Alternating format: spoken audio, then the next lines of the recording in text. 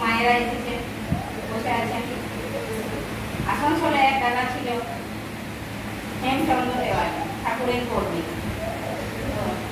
তিনি ঠাকুরের কাছে আসতেন মাঝে মাঝে, সস্ত্রীক, তার বাচ্চা হয়নি, কোনো সন্তান হয়নি।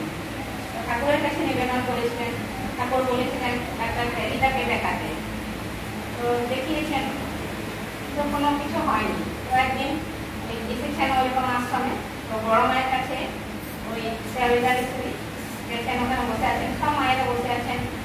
তো বড় মা খুব কম কথা বলছেন, আস্তে আস্তে কথা বলছেন। সবাই মানে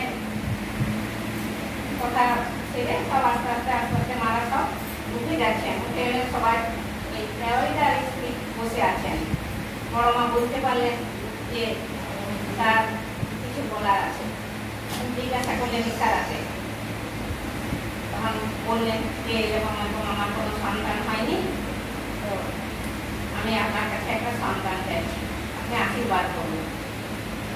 বললেন তাকে, যে সেবাদিকে ব্রহ্মা বললেন যে প্রতি সোমবার কবিসান্ন গ্রহণ করতে, কবিসান্ন করতে, আর রাতের বেলায় মানে সন্ধ্যাবেলায় হরিপ্রতি যেন জল দিতে।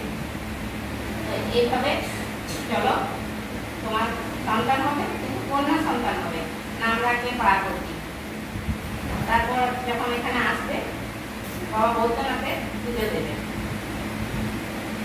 তার 1-1.5 বছর পর ওই মা সন্তানকে কোলে করে নিয়ে এসেছিলেন বড় মায়ের ঠাকুরের কাছে, তাদেরকে প্রণাম করে তাদের আশীর্বাদ নিয়েছিলেন। এইভাবে বড় মা অনেক